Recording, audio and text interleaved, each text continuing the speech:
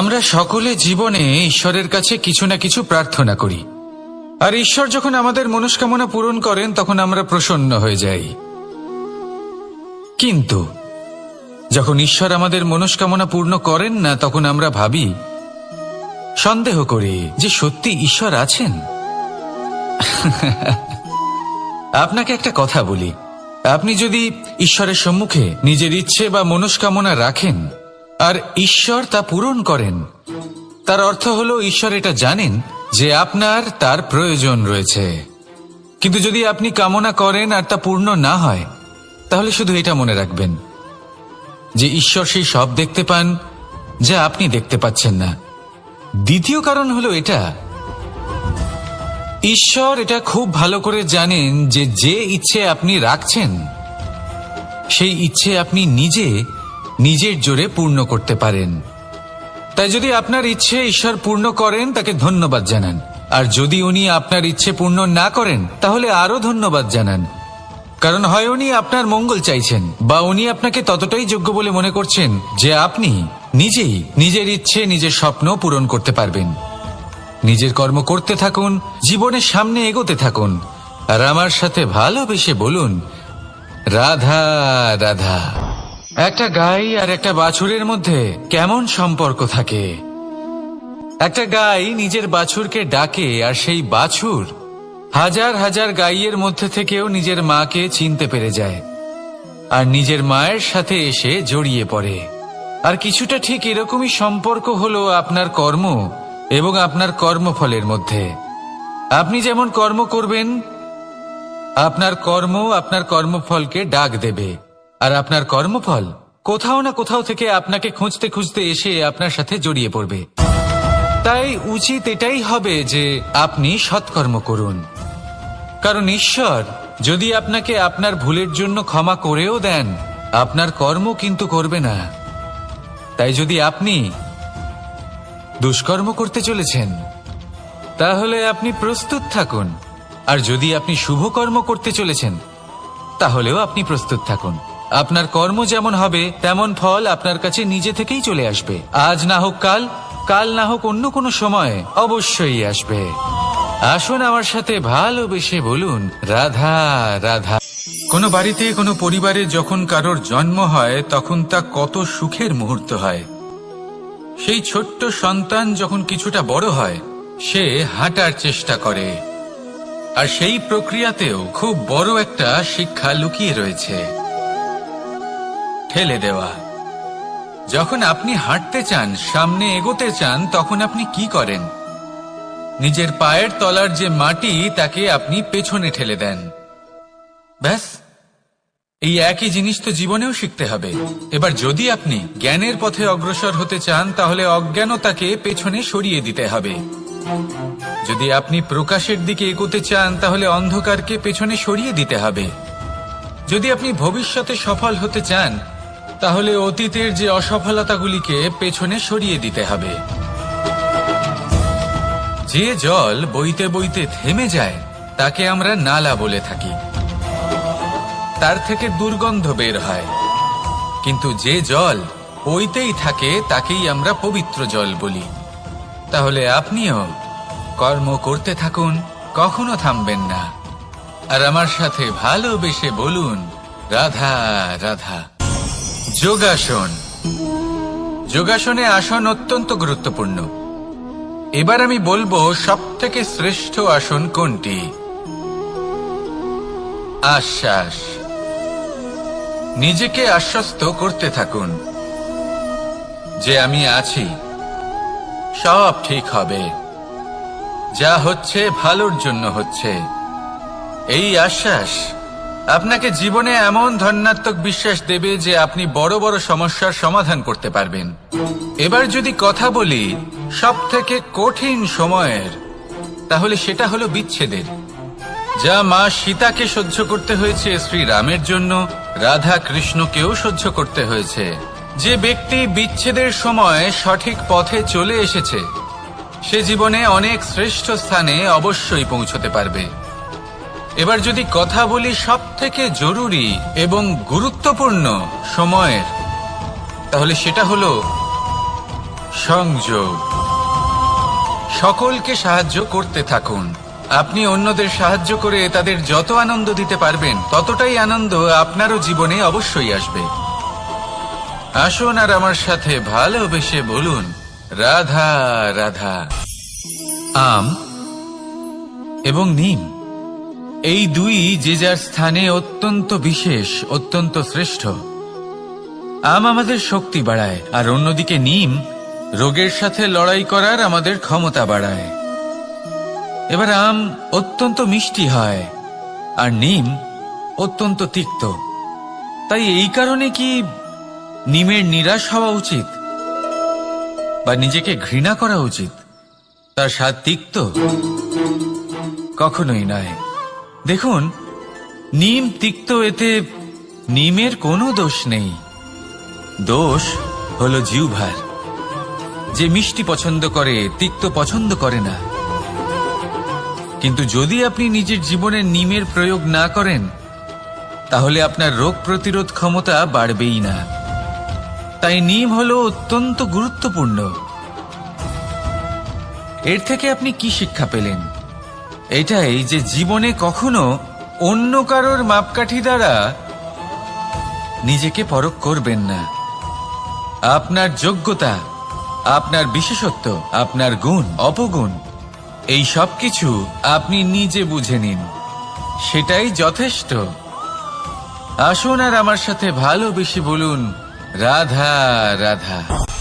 কামবোধ, এটাই আপনার অন্তরের প্রথম শত্রু। বেশিরভাগ মানুষই কামবোধ বলতে লালসা বোঝেন, কিন্তু এটা সম্পূর্ণ সত্য নয়। কামের আসল অর্থ হল কামনা। এটা খুবই সহজ ব্যাপার। মনুষ্য শরীর থাকলে, মানুষের মন থাকলে এই কামনা অবশ্যই থাকবে। এবার এটাই দেখতে হবে যে এই কামনা নেতিবাচক কামনা নাকি ইতিবাচক কামনা। অন্য কারোর জিনিসে নজর দেওয়া, অন্য কোনো মানুষের উপর নজর দেওয়া, কোনো অনুচিত বস্তুর দিকে নজর দেওয়া, এই নেতিবাচক কামনা। আর এই দুষ্কামনা মানুষকে দিয়ে অপকর্ম করাবেই করাবে। তাই মনে রাখবেন, যে ব্যক্তি নিজের কামনাকে নিয়ন্ত্রণে রাখতে পারেন, তিনি সঠিক পথেও থাকেন, সঠিক লক্ষ্যে পৌঁছতেও পারেন। যিনি কামনা নিয়ন্ত্রণে রাখতে পারেন না, তিনি তার পথও হারিয়ে ফেলেন এবং লক্ষ্যচ্যুতও হন। তাই মনে রাখবেন, নিজের কামনাগুলিকে নিয়ন্ত্রণে রাখুন। কাম নামক এই শত্রুর ওপর বিজয় লাভ করুন। আর আমার সাথে ভালোবেসে বলুন, রাধা রাধা। আমাদের জীবনে দুই ধরনের সম্পত্তি হয়ে থাকে। এক হলো ভৌতিক সম্পত্তি, এক হলো জৈবিক সম্পত্তি। অর্থ, সম্পদ, সুবিধে, খাদ্য, এই সব ভৌতিক সম্পত্তির মধ্যে পড়ে। ব্যক্তি, মিত্র, পরিবার, আমাদের আপনজন, আত্মীয় স্বজন সব জৈবিক শ্রেণীতে পড়ে। আর প্রত্যেক মানুষের পক্ষে এই বিভাজন বোঝা অত্যন্ত আবশ্যক।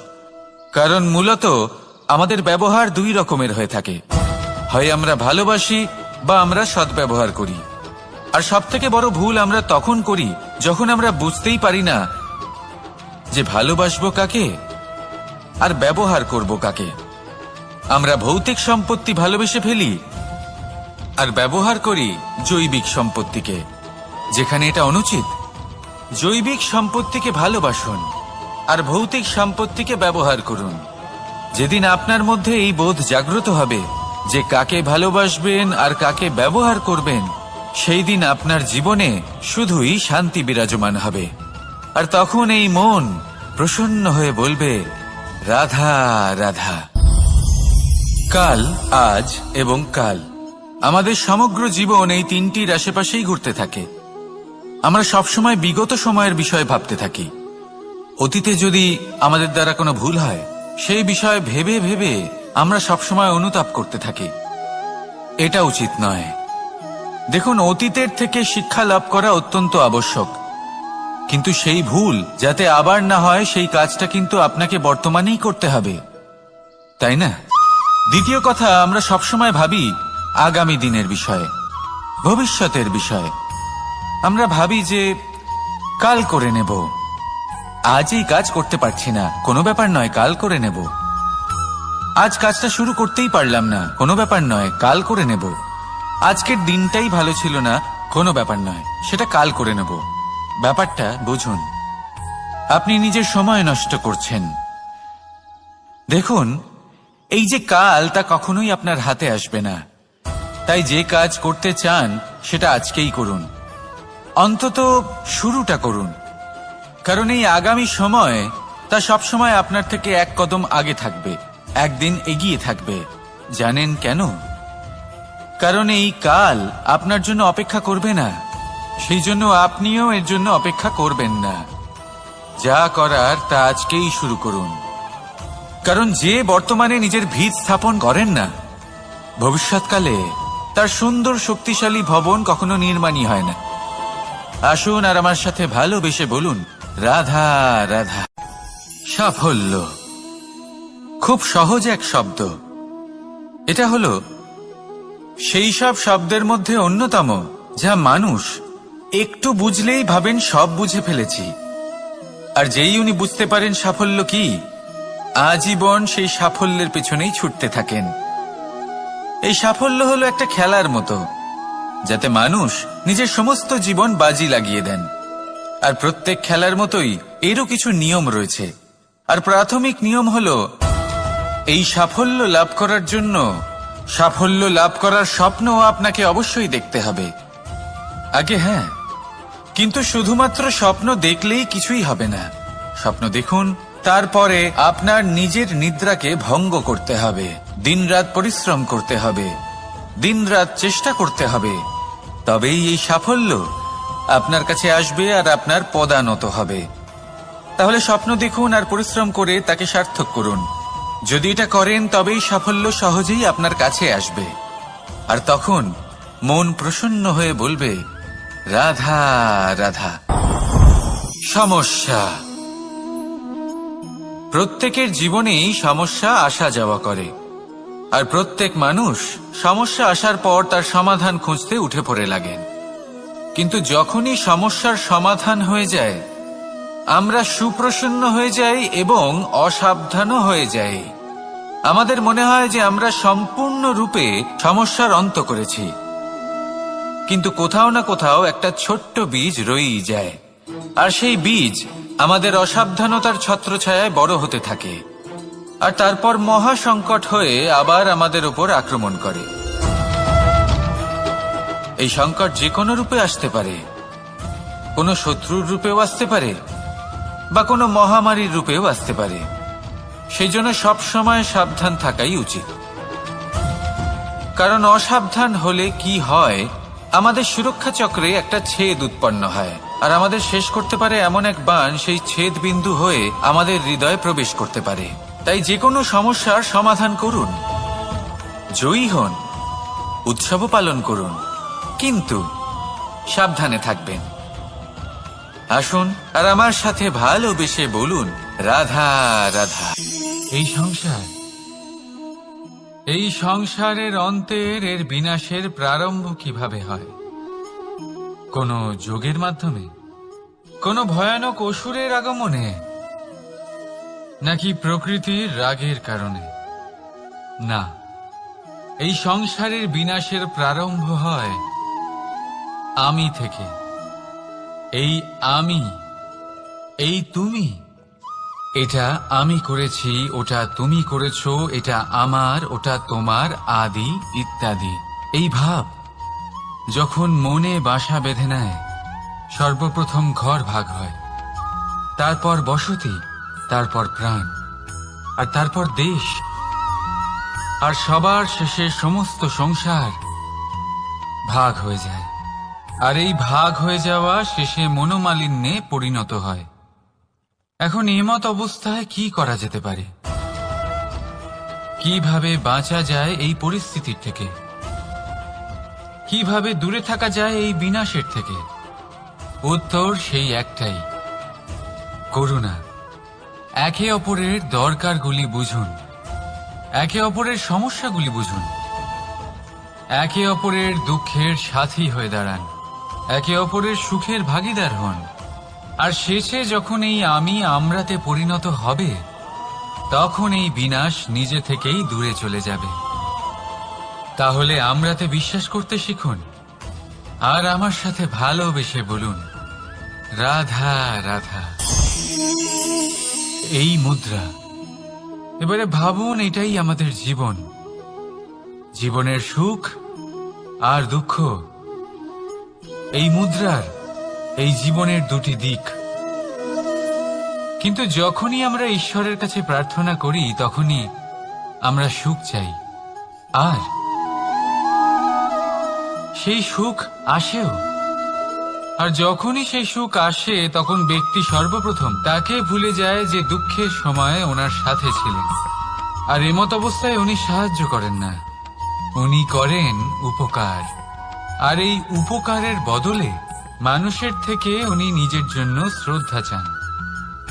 আর সেই শ্রদ্ধা, সেই চাহিদার কারণে উনি নিজেকে অন্যদের থেকে শ্রেষ্ঠ, অন্যদের থেকে ভিন্ন মনে করতে বিবশ হয়ে যান। আর আলাদা হবার কারণে তার মধ্যে জেগে ওঠে অহংকার, আর সেটাই হয় তার পতনের কারণ।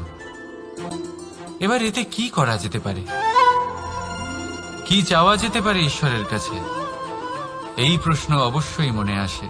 ঈশ্বরের কাছে চান সুখ, শুধুমাত্র ততটাই যাতে অহংকার না আসে, আর দুঃখ ততটাই যাতে শ্রদ্ধা না চলে যায়। রাধা রাধা। এই সংসারে এমন কিছুই নেই যা সব সময় একই থাকবে।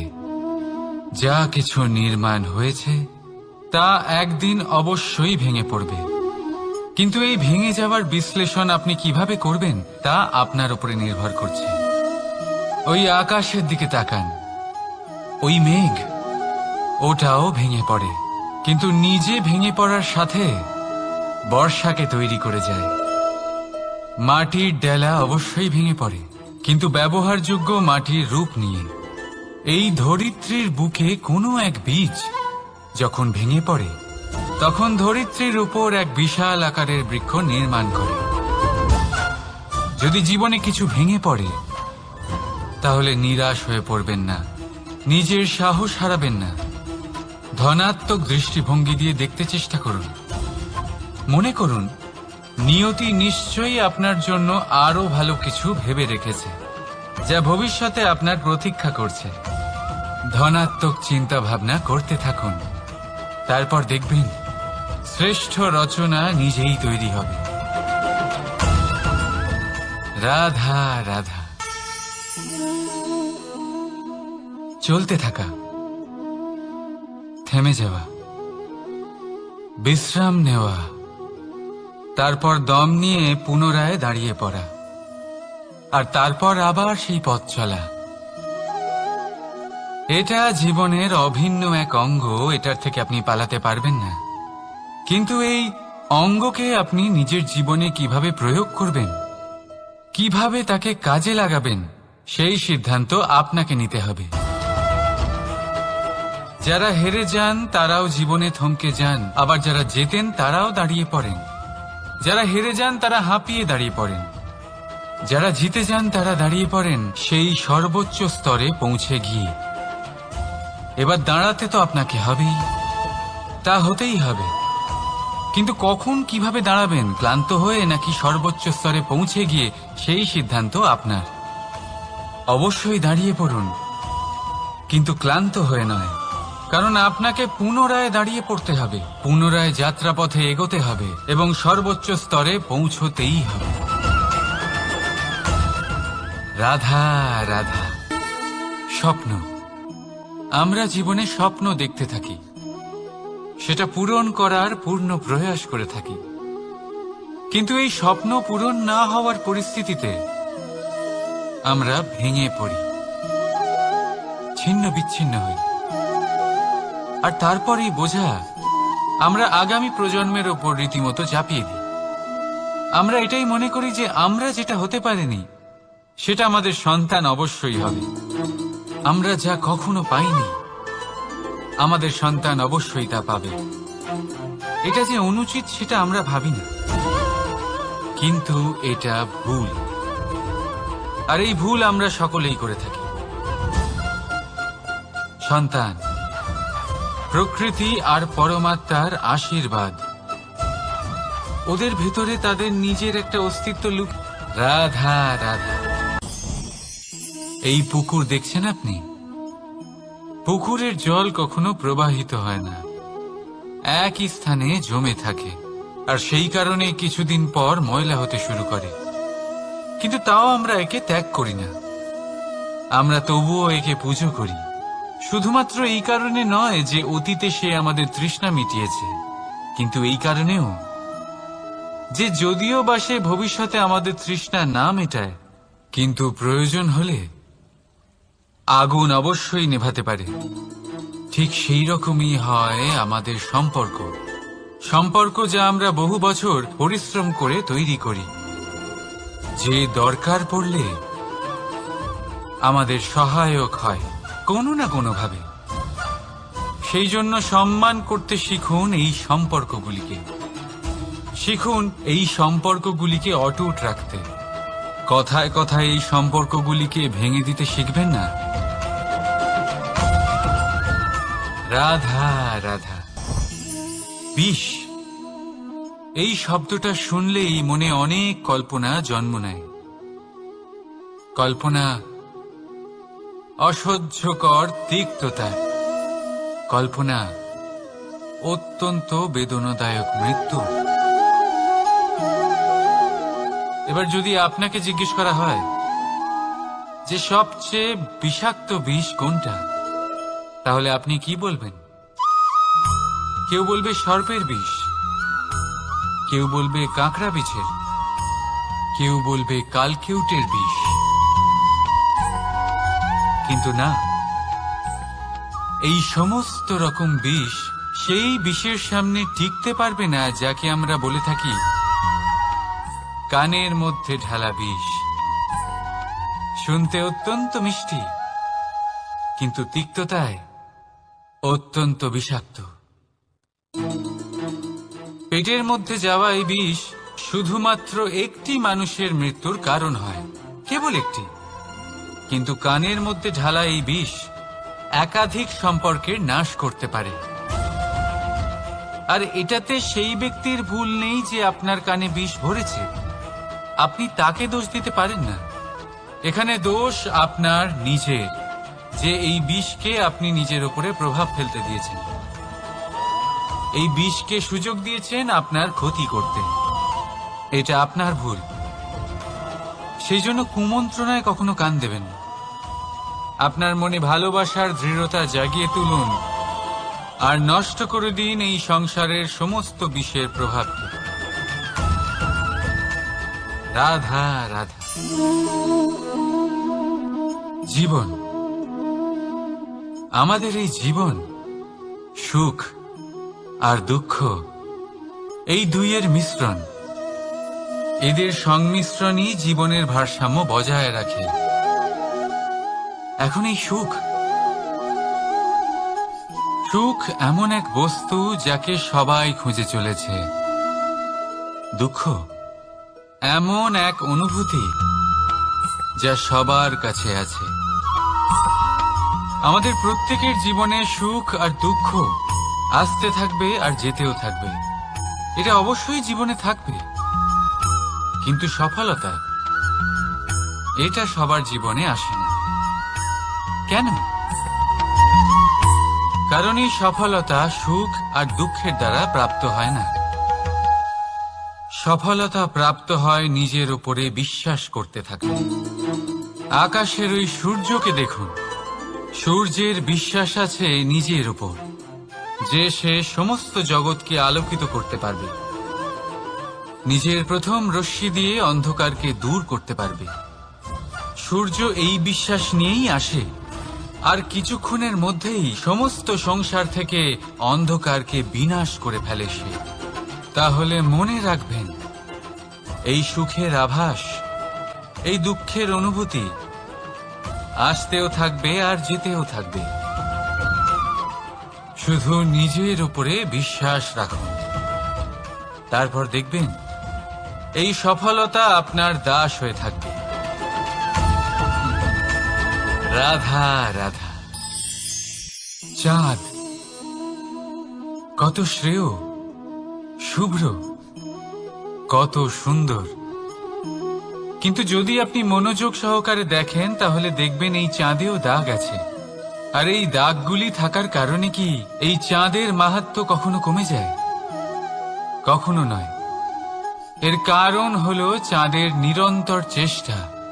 একবার এই আকাশে দেখুন, এই অন্ধকার সবসময় চেষ্টা করে চাঁদকে ঢেকে দেওয়া, কিন্তু এই চাঁদ সবসময় এই অন্ধকারের সাথে লড়াই করতে থাকে। অমাবস্যা থেকে শুরু করে চাঁদের এই যাত্রা পূর্ণিমা অবধি পৌঁছেই যায়। আর তাই এই চাঁদের পুজো করা হয়, এই কারণে এই চাঁদকে মাহাত্ম্য দেওয়া হয়। এইভাবেই যদি আপনার মধ্যে কোনো দোষ থাকে, কোনো খারাপ কিছু থাকে, তাহলে সেটা কোনো বড় ব্যাপার নয়। চেষ্টা করুন সেটাকে শুধরে নেওয়ার, কিন্তু সেই কারণে নিজেকে খারাপ মনে করা এটা অনুচিত। নিজের ভুলগুলো, নিজের দোষগুলো, নিজের খারাপ দিকের কথা ভুলে আপনি এই সংসারের ভালোর দিকে প্রস্থান করেই দেখুন না। আপনি দেখবেন আপনার অন্তরের তেজ ঠিকরে বেরোচ্ছে। রাধা রাধা। এই পিঁপড়েদের দেখছেন আপনি? সবাই একই রকমের। এদের মধ্যে তফাৎ খুঁজে বার করা অসম্ভব। মনে হয় যেন ওদের আলাদা আলাদা অস্তিত্বই নেই। কিন্তু যদি আপনি মন দিয়ে দেখেন তাহলে দেখবেন প্রতিটা পিঁপড়ের আলাদা কাজ নির্ধারিত, তাদের আলাদা অস্তিত্ব আছে। কেউ বাড়ি বানানোর জন্য মাটি সংগ্রহ করতে পটু, কেউ ঢিপি বানাতে পটু, কেউ খাবার খোঁজায় পটু, আবার কেউ সেই খাবার আনায় পটু। ঠিক সেরকমই হয় মানুষেরা। মনে হতেই পারে সবাই একই রকম, কিন্তু প্রতিটা মানুষের ব্যক্তিত্ব, প্রতিটা মানুষের অস্তিত্ব ভিন্ন হয়। আর সত্যি কথা বলতে কি, প্রতিটা মানুষের ভিন্নতাই আমাদের প্রগতির দিকে নিয়ে যায়। ভাবুন, যদি আপনাকে কারোর সাথে হাত মিলিয়ে চলতে হয়, তাহলে আপনাকে আপনার সোজা হাত তার উল্টো হাতে ধরে এগোতে হবে। এটাই সৃষ্টিকর্তার সৃষ্টির নিয়ম। ভিন্নতা, এই ভিন্নতাকে আশীর্বাদ ভেবে চলুন, এতে কোনো খারাপ নেই। রাধা রাধা। দাদা আমাকে বহুবার জিজ্ঞেস করেন যে কানাই, তুমি রাধার সাথে এই সংসারকে প্রেম শেখাতে এসেছো, তাহলে কেন তুমি রাধাকে এত বিরক্ত করো? কেন ও তোমাকে বিরক্ত করে? কেন এই ঝগড়াঝাটি হয়? কেন এই টানাপোড়েন চলে? এবার এটার উত্তর আমি কিছুটা এইভাবে দিতে চাই। পিঁপড়ে সেই বাড়িতেই প্রবেশ করে যেখানে মধু উপস্থিত আছে। যদি আপনার বাড়িতে মধু থাকে, কোনো মিষ্টি জিনিস থাকে, মিষ্টত্ব থাকে, তাহলে পিঁপড়ে সেখানে অবশ্যই প্রবেশ করবে। ঠিক এইরকমই হয় আমাদের সম্পর্ক। এর মধ্যে ছোটখাটো ঝগড়াঝাটি, টানাপোড়েন, রাগ করা, মন ভাঙানো, এই সব তো চলতেই থাকে। বিশেষ করে সেই সম্পর্কগুলিতে যেখানে মিষ্টত্ব আছে। মনে রাখবেন, যেই সম্পর্কে কোনো খুনসুটি নেই, রাগ করা, মান ভাঙানো নেই, কোনো ছোটখাটো ঝগড়াঝাটি নেই, সেই সম্পর্ক শুধুমাত্র মস্তিষ্ক দিয়ে পালন করা হচ্ছে, মন থেকে নয়। তাই মন থেকে ভালোবাসতে শিখুন। আর এই ছোটখাটো ঝগড়াঝাটির, এই অম্ল মধুর খুনসুটির আনন্দ উপভোগ করুন, কারণ এতেও ভালোবাসা আছে। রাধা রাধা। এই পুস্তক বড়ই কাজের জিনিস। কাহিনী হোক, কবিতা হোক, স্মৃতি হোক, এতে যাই লিখে দেবেন তা ভবিষ্যতের পুঁজি হয়ে যাবে। কিন্তু যদি কখনো এমন হয় যে এই পুস্তক ময়লা হয়ে যায়, বা যদি কোনো পাতায় আপনি ভুল করে কালি ফেলে দেন, বা কোনো বাক্য লিখতে গিয়ে আপনি ভুল করে ফেলেন, তাহলে আপনি কি করেন? সেই পুস্তক কি আপনি তুলে ফেলে দেন? না, তাই তো।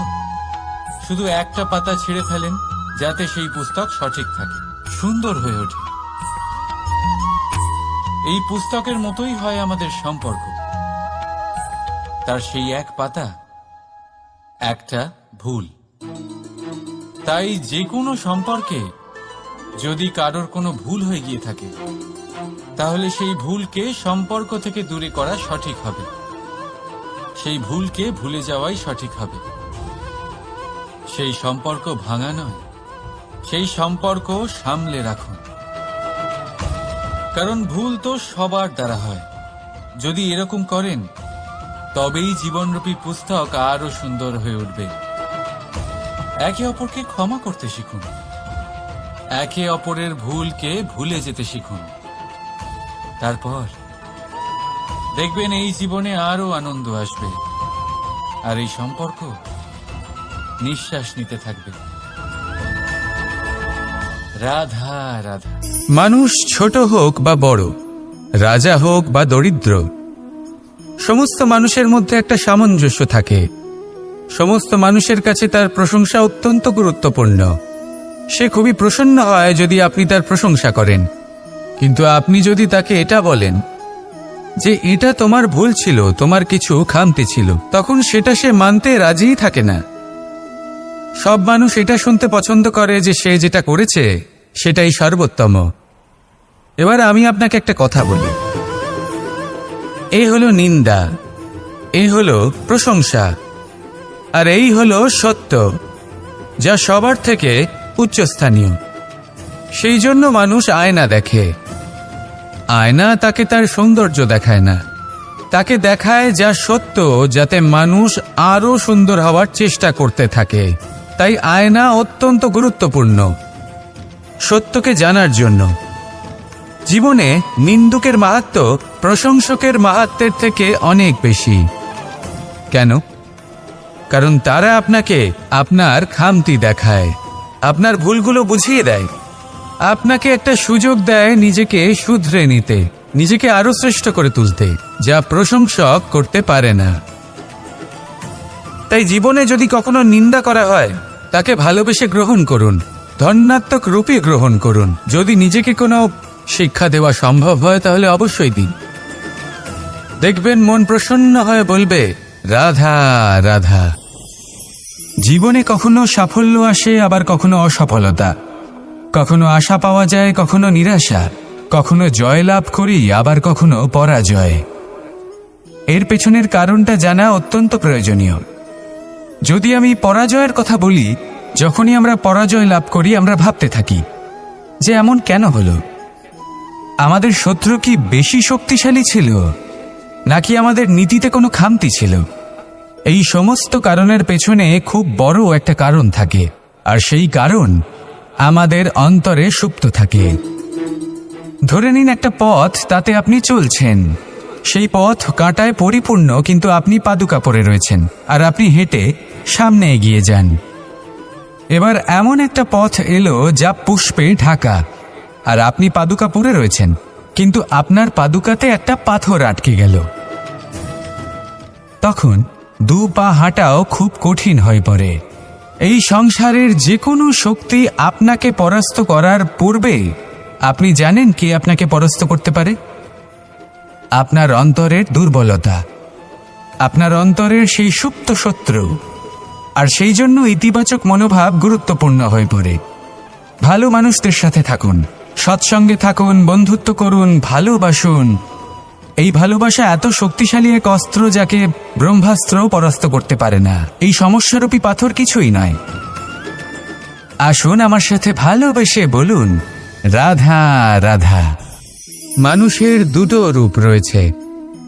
এক, আমাদের এই মুখ, যা শুধুই চোখে দেখা যায়, আর দ্বিতীয় আমাদের এই মন, যা শুধুমাত্র অন্তরাত্মা দ্বারা দেখা যায়।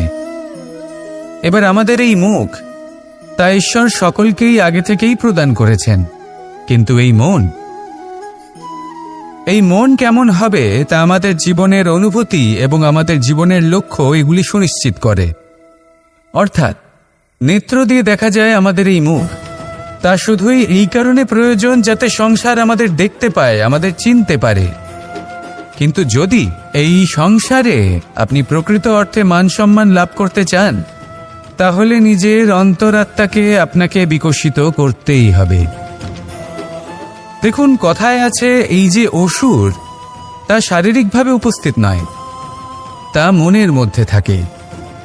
যদি এই মন থেকে অসুরকে বের করে দেওয়া যায়, তাহলে শরীরে তা উপস্থিত থাকবেই না। তাই মনকে শুদ্ধ করুন আর আমার সাথে ভালোবেসে বলুন, রাধা রাধা। মানুষ যখনই একে অপরের সামনে নিজেদের হৃদয়ের ভাবনা প্রকাশ করে, তখন এক অত্যন্ত প্রভাবশালী মাধ্যম তারা ব্যবহার করে, যাকে ভাষা বলা হয়। এবার আমি দেখেছি যে একজন মানুষ অনেকগুলো ভাষাতেই নিপুণ। আমি এটাও দেখেছি যে মানুষ অনেকগুলো ভাষায় কথা বলে, কখনো কখনো অনেক ভাষা মিলিত করে তার প্রয়োগ করে, উচিত প্রকারে তাকে ব্যবহার করে না, না সেটাকে সম্মান করে, আর না ভাষাকে শুদ্ধ রাখে। আর এটা হলো অনুচিত। যদি ভাষাকে শুদ্ধ রাখেন, তাহলে ভাষা আপনার চরিত্রকে শুদ্ধ রাখবে, তা আপনার একাগ্রতা বাড়িয়ে তুলবে। এই প্রত্যেক ধ্বনিকে অনুভব করে যদি আপনি শব্দের উচ্চারণ করেন, ভাষাকে প্রয়োগ করেন, তাহলে আপনিও আনন্দ পাবেন, আর যিনি শুনছেন সেই ব্যক্তির কানেও মধুর শব্দ বাজবে। তাই মনে রাখবেন, যে ব্যক্তি ভাষার পবিত্রতাকে সম্মান করে, তাকে সংসারও সম্মান করে। ভাষাকে শুদ্ধ এবং পবিত্র রাখুন, তাহলে ভাষা আপনার চরিত্রকেও শুদ্ধ এবং পবিত্র রাখবে। আর এই মন সুপ্রসন্ন হয়ে বলবে, রাধা রাধা। এ হলো রামায়ণের সময়কালের কথা। সেতু নির্মাণ করার কাজ চলছিল। সমস্ত বানর সেনা এই কাজে নিযুক্ত হয়েছিলেন। বড় বড় পাথর তুলে নিয়ে এই বানর সেনা সমুদ্রে ফেলছিলেন। এই কাজ চলছিল। এমন সময় ছোট্ট একটা কাঠবিড়ালি এলো। ছোট ছোট মাটির ডেলা হাতে নিয়ে সাগরের কাছে যাচ্ছিল, আর বড় বড় পাথরের পাশে রেখে দিচ্ছিল, যথাসম্ভব সেখানে রেখে আসছিল। সারা দিন ধরে সে এই পরিশ্রম করেই যাচ্ছিল। এবার শ্রীরাম তার এই কাজ দেখতে পেলেন। সেই ছোট্ট কাঠবিড়ালিটিকে নিজের হাতে তুলে নিলেন এবং অত্যন্ত ভালোবেসে তার পিঠে হাত বুলিয়ে দিলেন। কথায় আছে যে কাঠবিড়ালির পিঠে যে দাগ আছে, সেই 3টি দাগ এসেছে শ্রীরামচন্দ্রের 3 আঙুলের থেকে। যে কাজ আপনি করছেন তাতে সমস্ত শক্তি প্রয়োগ করুন। যতটা আপনার সামর্থ্য রয়েছে, যতটা আপনার প্রতিভা রয়েছে, সম্পূর্ণভাবে উৎসর্গ করে দিন। ঠিক এমনভাবে কর্ম করুন। সেই কাঠবিড়ালি কিন্তু তাই করেছিল। সেই জন্য শ্রীরামের সাথে সেও সেই কাহিনীতে অমর হয়ে গেছিল। সম্পূর্ণ শক্তি প্রয়োগ করুন, সম্পূর্ণ সামর্থ্যের সাথে কর্ম করুন, কারণ এটাই হলো শ্রেষ্ঠ পথ কোনো কর্ম করার। আসুন আমার সাথে ভালোবেসে বলুন, রাধা রাধা। এই সংসারে যখন সাফল্যের পথে আপনি অগ্রসর হবেন, তখন আপনার পরিশ্রম, একাগ্রতা, সাহসের সাথে সাথে সমাজের মানসিকতাও সহ্য করতে হবে। প্রত্যেক ব্যক্তি কিছু না কিছু ভাবেন, কিছু না কিছু বলেন। কিছু মানুষ এমন আছেন যারা ভাববেন যে আপনি কিছুই করতে পারবেন না। তারা আপনার নিন্দা করবেন, আর এই নিন্দার কথা ভেবেই আমরা ভয়ভীত হয়ে পড়ি। সেই কারণে নিজেদের আশা, নিজেদের বিশ্বাস হারিয়ে ফেলি। এবার যদি সেই নিন্দার ভয়ে আমরা লক্ষ্যচ্যুত হই, তাহলে সেটা অনুচিত। সেই জন্য জীবনে শুধু পরিশ্রম করতে থাকুন, সামনে এগোতে থাকুন। যেই দিন আপনি আপনার লক্ষ্য লাভ করবেন, সেই প্রত্যেক ব্যক্তি যারা নিন্দা করছিলেন, তাদের দৃষ্টি আপনা থেকেই পাল্টে যাবে, ঠিক কিনা? এই সংসারকে যা প্রাণ চায় তাই বলতে দিন। যদি আপনি কারোর কথা শুনতে চান, তাহলে নিজের অন্তরের কথা শুনুন। সেটাই আপনাকে উচিত পথে নিয়ে যাবে। সামনে অগ্রসর হতে থাকুন, পরিশ্রম করুন। এমন একটা দিন আসবে যেদিন এই নিন্দুক ব্যক্তিরা আপনার লক্ষ্যপ্রাপ্তির উদাহরণ সবাইকে দেবে।